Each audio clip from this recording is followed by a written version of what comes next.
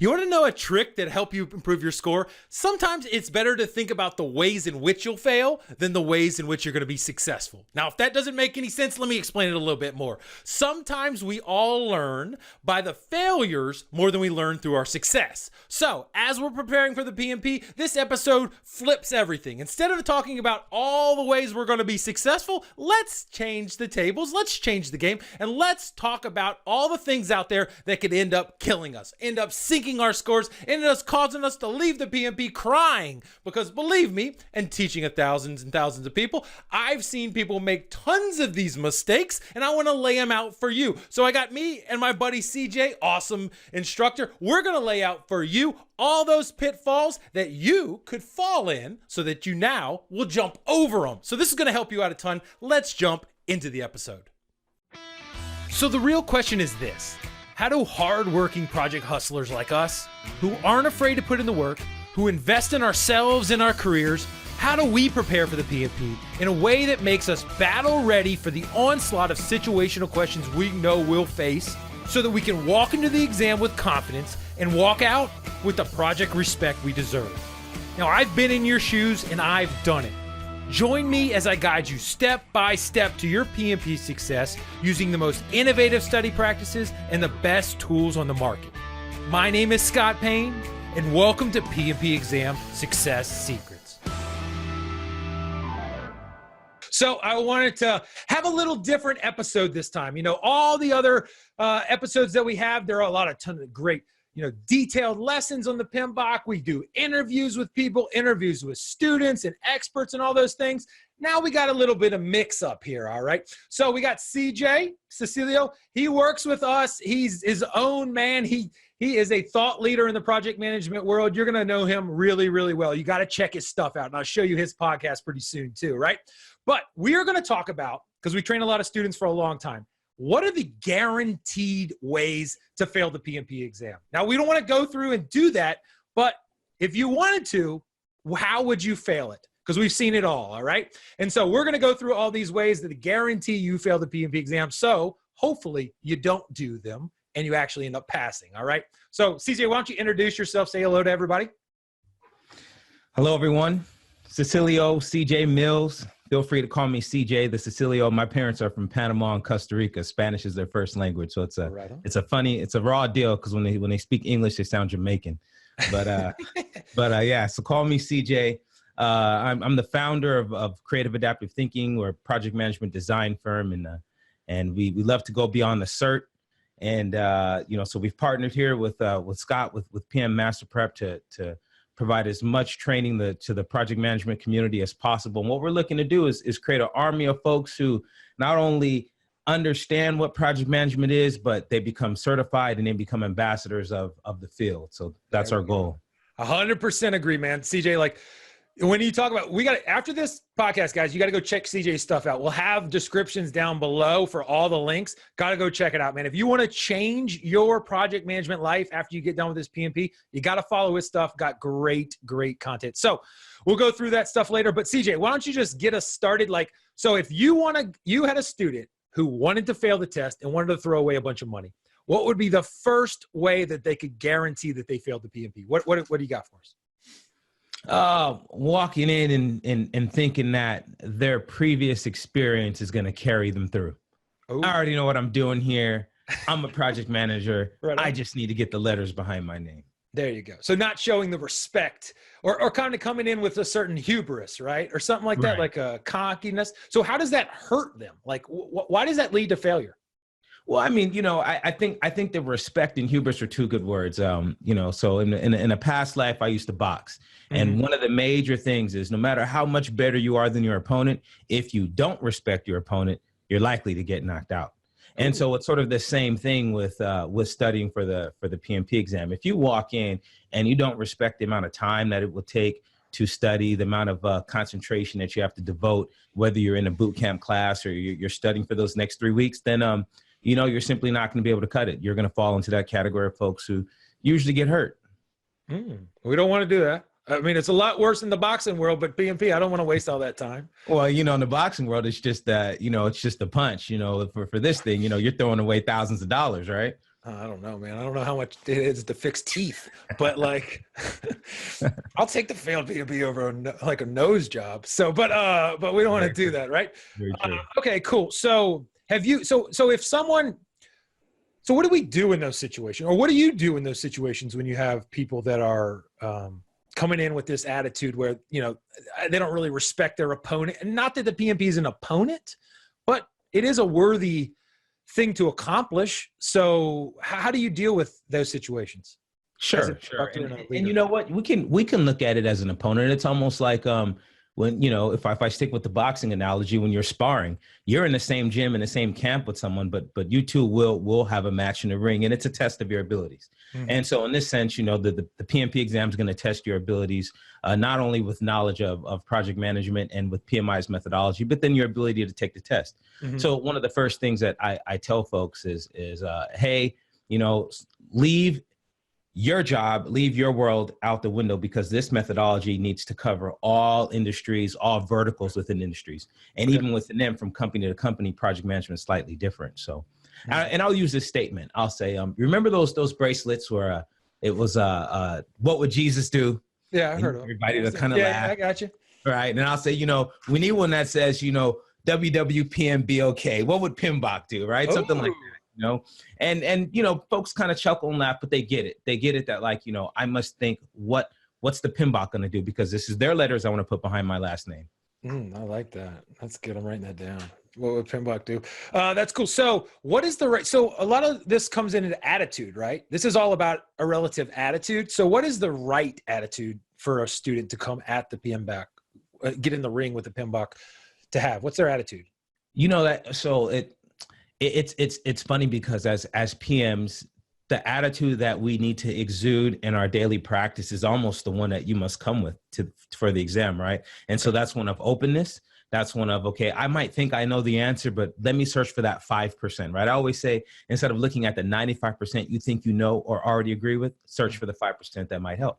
And so it's the idea of coming in, listening, being open, and being willing to sort of empathize and say, okay, if I were to manage a project in this way, this is the approach that it would happen. This is sort of the steps I would take. This is what it may look like, you know, rather than closing yourself off. So that's the first piece. That's good. I like that. I think that attitude. I think that's a good one to start with. So we took that negativity of coming in with a certain confidence or negative confidence in a way and turning that into the right perspective. Because I think a lot of people from my side of the table, when, you know, we've worked with guys, is that they might come in, if we can turn them to have that perspective that you talk about, and they might say, hey, this isn't the way we do it now in our job or anything in my 28 years of experience. But when they leave, they can take a lot of really good stuff and take it back to their job and go, I can amp my work up. And so I think if you come with the right attitude, you're going to leave with a lot more than just a certification. No, very true. And I try to let people know, look, hey, we're practitioners. We need to shape our field of project management into one where it's like doctors. If doctors are practitioners in their field and they practice medicine, well, hey, we practice project management. So your practice at your job today may not be the practice at your job tomorrow, or if you leave and go to another company. So exactly, well said. That's done.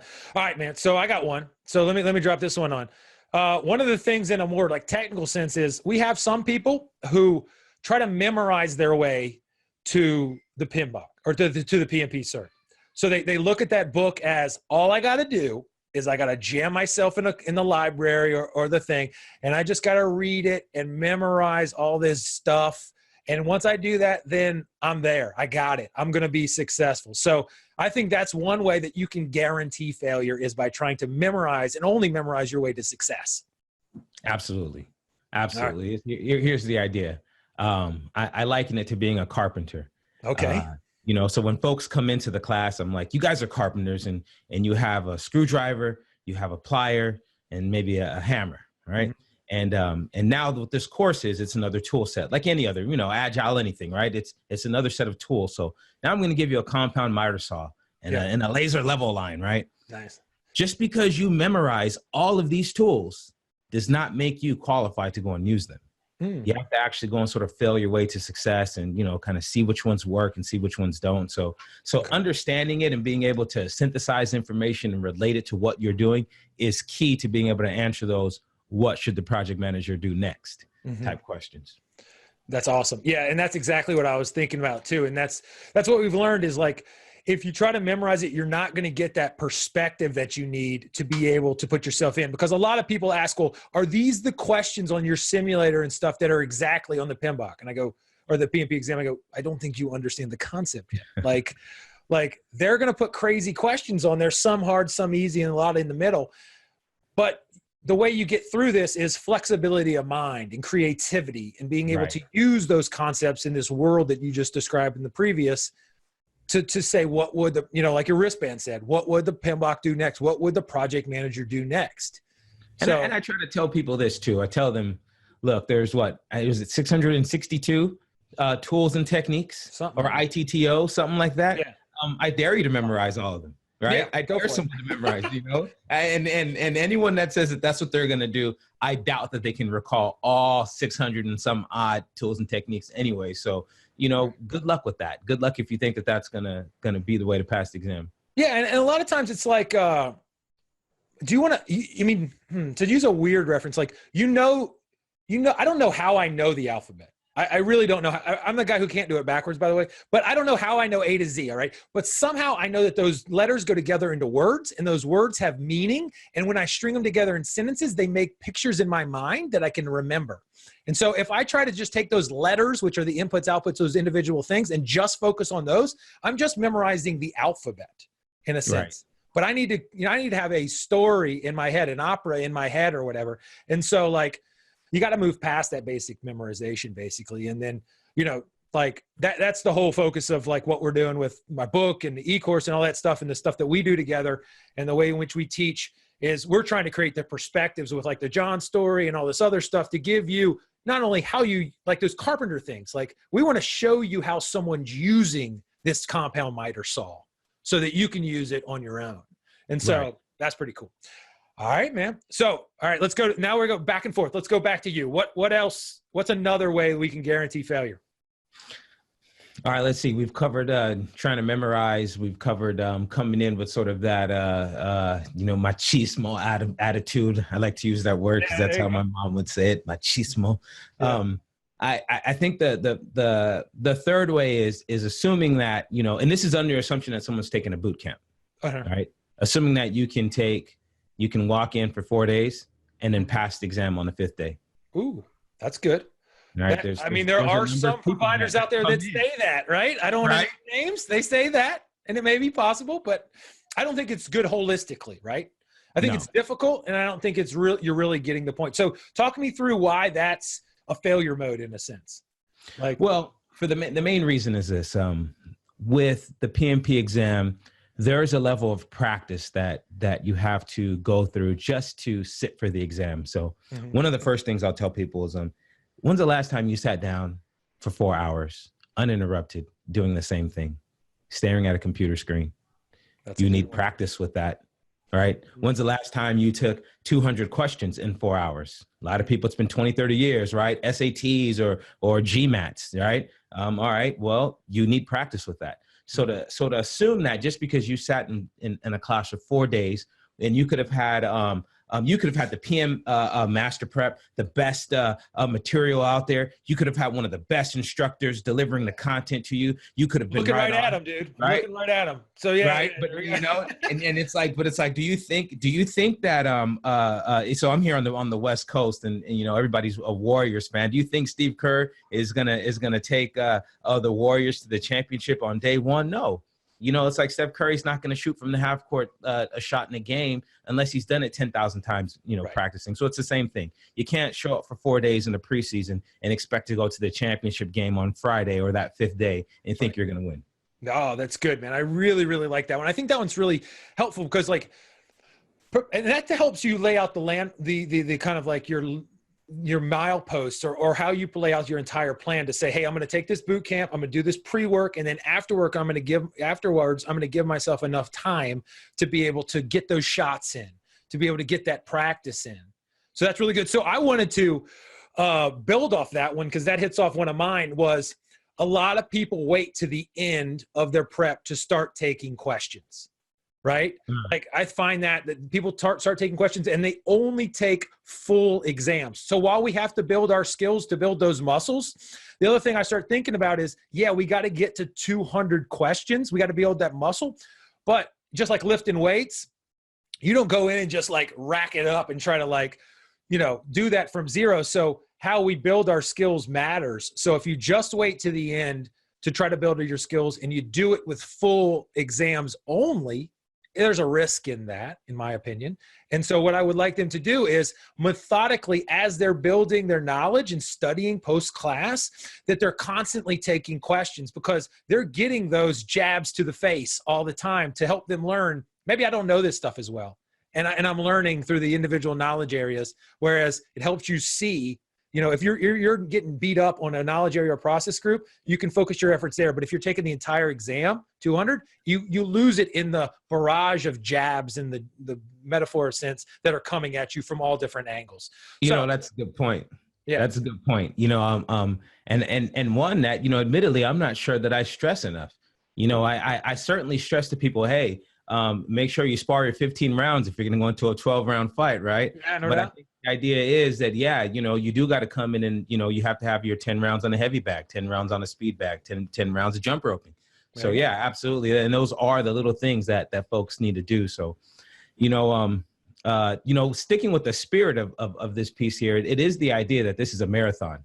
Right. And so that is one of the, you know, if we use another analogy, it's folks coming in and they think it's a sprint. They think because it's a boot camp. No, the boot camp is just really your semester-long course squeezed into 4 days, you know, but there's still a level of practice. So, and to that point, like think about, I mean, one of the things that is apparent as, you know, you and I teach classes. And so, I mean, we're leading classes in the literal sense. We're leading people along. Like our questions are leading questions. Our questions are for purposes. We're connecting all the dots for people. We're laying out the slides in a way in which that helps them learn.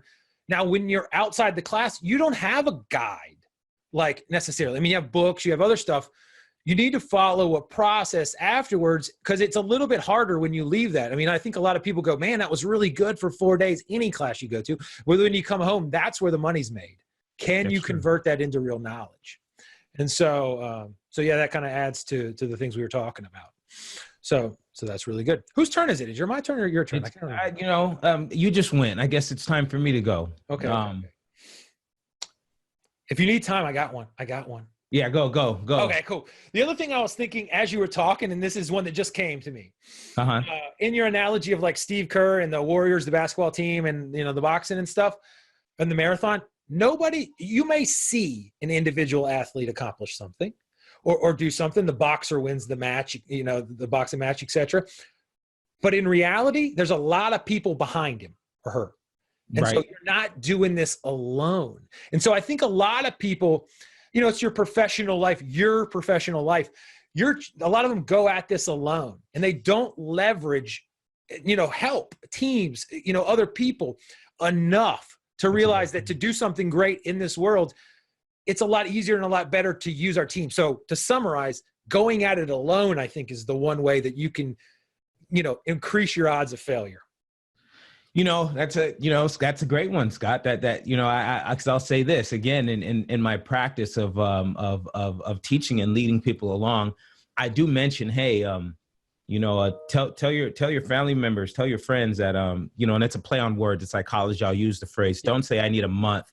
Tell them there's 52 weeks in the year. I need 3 or 4. Right. And I'll give you the other 48, 49. And that's like a huge swing to people. So yeah. I kind of, you know, I give them nuggets about that, but that's a great point. I mean, it's, you know, as a boxer has a strength and conditioning coach, a nutritionist, sometimes a chef and a nutritionist, right? Or a conditioning coach and a strength coach. Yeah. So, you know, it's very true that we need help. And, you know, even with some of the groups, some folks won't join the study groups. And so, you know, there's a level of bringing folks along that, you know, that sense of community that I guess existed hundreds of years ago. We got to bring it back. Yeah. That's what so the other thing I was thinking about in that world is like, so say like in these study groups, someone might say, like a lot of people come to me and say, no, Scott, I got it, man. I'm pretty good. I just need some fine tuning or whatever. And they go, therefore I don't need the study group. And so what I'll say is, well, let's think about it differently. a lot of wise, like the reality of teaching and stuff is that you learn a lot by teaching. Right. Enough. Like you master the materials by like teaching the materials. And so even if you are far down the road, you could leverage as a student study groups to learn yourself by teaching others. Because if you can communicate the information in a way in which they can take it in, it kind of goes back to like managed communication process in the thing, the PMBOK. Right. You know, the effectiveness of our ability to communicate is directly related to our like mastery of the material. So like being able to teach this stuff is just creating deeper roots for our knowledge so that when we go into the exam, we can see things from a different angle. So I think that like leveraging our teaching is a cool way for students to learn that people really don't think about that often. That's true.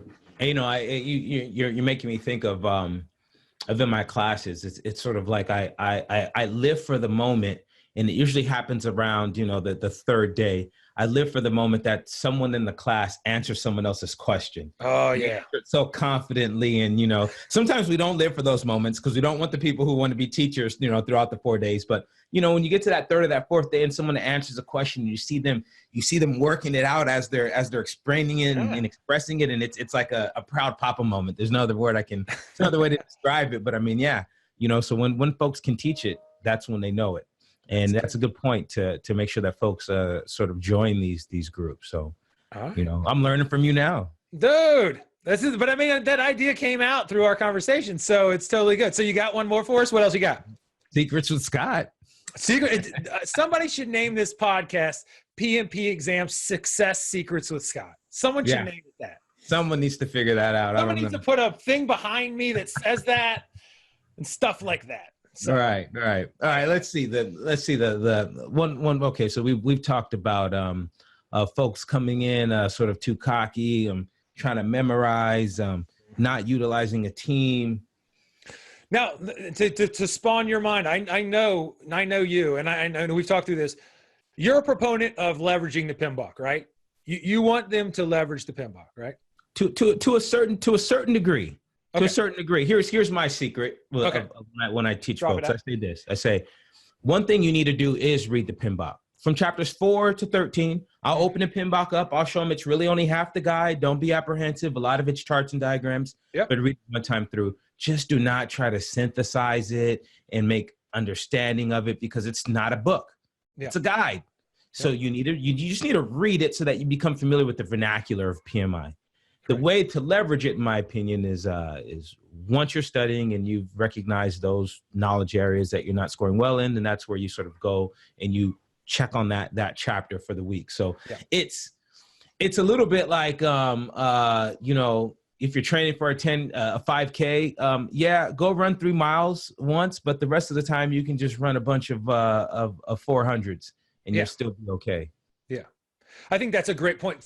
I think I'm in 100% in agreement with what you're saying. So obviously, you know, I wrote a book on it because the reason why I wrote my book is because I didn't have another book to use. Like I'm not gonna lie to you, I didn't like the other books. And so you know, I didn't like what I was finding out there. So I read the PMBOK, a lot of good information, but I couldn't make the connections and stuff. But I think it was super, super important to read the PMBOK, to understand the vernacular you're talking about, the structure, some of those basic things, and then have that foundation. I mean, I have it literally right here. It's weird. Like there you go. There you go. You know, I look like version 5 though. No, dude, come on. I got 5 over there. I got 6. It's rat-a-tatted. I like that. You want to see you want to see it. So people ask like, here's the other thing. Get nasty with your PMBOK. All right. Here you go. I don't know if it shows up, but there's writing all in there. I see a little bit there. There you go. Then you want to see 5? I can't reach 5. 5's over there. Oh yeah. It is. So 5 is, I started on 5. So, yeah. So that like use it as, that's how I use the PMBOK. And that's why I support it so much. What you just said is I went and I got the foundational information and then I started to distill it down and organize it. That's how I wrote the book. And so then, what we really try to tell people, like you said, is once you get into the details and you start having problems in a spot, got to go back, you know, obviously use my book and the other stuff, but go back to the foundational stuff because I mean, that's what all this stuff comes from. So Right. we want to leverage that as much as we possibly can. And it You helps. know, but you know what? It's our society, man. Well, let me ask you this: who reads the manual to their car when they buy a car? I didn't even know I had a manual. You know, I'm just right? joking. Oh yeah. It's somewhere in there collecting dust, right? So, But you do read it. You do read it when something goes wrong occasionally, right? Like, Right. so to support your point, I got one of my back light thingies, like the water kind of got in there, I guess, or whatever, and it started shorting out and losing it. And so I was like, how do I take this off? And then I just looked in the book. Here you go, blip, blip, blip, done. Took it off. But I read it for a reason. I didn't go, wow, thank God I read 715 pages of a Ford manual or whatever. Like, I actually just went those 1 pages and said, okay, that's the information I need. I'm out. Right. You know? So good to have. But see, you weren't building the car, right? It's like managing a project. So like if you're building the car and you're trying to take a test to be an engineer or whatever it may be, at some point you probably should have read the manual, right? Yeah. So, I guess the point I'm trying. Good point. Yeah. Our society, it's like so I recognize that people walk in with sort of that that's just how we live, not necessarily negative or positive, but yeah, you're absolutely right. They don't. You gotta read the PMBOK. That's an absolute. Let me not say absolute. One of the secrets, if we're telling secrets. Yeah, I think we are. Yeah, like so. I think you got to read it once. People pass the exam without ever cracking open the PMBOK. However, I would never recommend that to anybody because that's kind of like. I do, but I'm biased. But I've done that in the past. I apologize to the world, to the PMI world. Like, I do think that it's very important to read the PMBOK strategically, like we talked about. Read it once to get the framing, the vernacular, the understanding. And like, I think additionally, it provides solace and understand, like maybe that's not the right word, but it provides security in one's brain. Oh, I've read the book. Like, and I know its use. Because like if you have this, large book on your bookshelf and you've never cracked it and you haven't ripped it up and done those things to it, then that's just going to be like, well, maybe there's things in here that I don't know about. Or maybe like you've got to go through it at least once. Yeah, like, you're creating doubt in your mind. That's a good point. That self-doubt, that fear of failure will creep in and just punish you on the exam. What came to my mind, it's kind of like if the PMBOK is a map and someone has described to you this beautiful and enchanting land, and for 4 days they've told you all about this land and they've described it, and now you're gonna go take a test on that land, but you had the map sitting there the whole time and you never even looked at it. That's kind of the idea. That is true. That is it. So, okay, the last thing, do you have any kind of like failure things around how one walks in as far as like the attitude or anything like that? Like, to me, sometimes we can be our own worst enemy. So is there anything around that that you think of? Yeah, I mean, if I expand on the first point, which was like, sort of thinking that, oh, I've been a PM for a long time. I know how to do this. Another part of it comes from, not letting go of your job. Mm-hmm. Right. So if you think, so we talked about, sort of what would the PMBOK do, to sort of add to that, mm-hmm. It will be the fact that, some people just disagree with the PMBOK. Oh, they disagree with how, whatever the way the processes are sort of set up, or when you should do this, or, and so that's one thing, is like having this negative energy, this, mm-hmm. oh my gosh, this is crazy, we'd never do it this way. Right. That's another surefire way. Dude, that's awesome. What were you thinking though? I feel like you have something. Yeah. That was a leading question, right? And so I think that attitude of going in with a positive attitude and a discovery type attitude to the actual exam, like you can make a decision to say, like, oh, I'm going to fail this, or I don't know that if I've prepared enough or something like that. Just that, I don't think that's helpful. And so, like, I think having a certain attitude of, a can-do type positive roll with the punches attitude is very helpful. Like, one of the techniques that we use a lot is we say, hey, the first 20, 30 questions are going to be really tough. I don't care how smart you are, just because you're getting into the rhythm of life, of the PMP exam. And so you got to take those as, hey man, I'm not going to freak out. I'm not going to come with negativity. I'm not going to start letting my mind expand and go crazy with, doubt through these first 20. If I get, if I don't know how to answer them, I just, flag it and I move on. And so by doing that, I think it allows you kind of like a release a little bit to say, hey, this is the game. This is my momentum building time where I'm going to move through there. I'm letting my brain format in the background. And then once I start getting some questions right, I start building momentum. And I think you can't build that momentum unless you come in with a relatively positive attitude to say, Right. I can build momentum. And so I want people to build momentum by they get to that question 100. They don't even know what's going on. The spirit's taking them or something like that. And they just start pushing through. Right. And so I think coming with that positive attitude is the first step to winning those 50-50 battles that you got to win all the way through the PMP exam. So, I want to give a shout out to Greg Ritchie. okay. Greg Ritchie was the first person that kind of critiqued me as a PMP instructor. Ooh. And one of the things that he told me is what you're saying. He said, you got to let folks know, get it wrong in here so they don't get it wrong on the exam. There you go. And so, I've sort of, I morphed that into this sort of a speech I tell folks when I start the class, which is sort of like, hey, I'm not going to call on anybody. This is not K through 12. I'm not going to force you to answer any questions, but I know that there's two ways to go about it. Mm-hmm. There's one way is a question's asked of you. You confidently answer the question and you're wrong. Yeah. And then that act of physically speaking it in the classroom, when you're wrong, you're not going to get that wrong in the exam because you're going to remember that because you're going to feel like, holy crap, right? The second way to go about it is the person that kind of sits back. A question is asked. They answer it confidently in their head.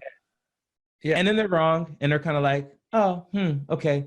Those people still get it wrong on the exam. Yes. Oh, that's the last. Okay, that's the last one. And we could go forever, but that's the last one is guaranteeing success by not embracing failure. Correct. During the process, right? Mm-hmm. Being detached and not participating, but not having that fear of failure, not going through exactly. And being like a little bit, I think you have to, what you just described with raising the hand in a sense and saying, here's my answer and being wrong and saying, okay, what am I going to do about it? You have to be, what do you call it? Confident. You have to be humble. Like we go back to humble. You have to be confident and you have to be relatively secure that, hey, I'm going to stub toes a lot. What'd you say? Like, bleed now so you don't bleed later in a sense. Like, right.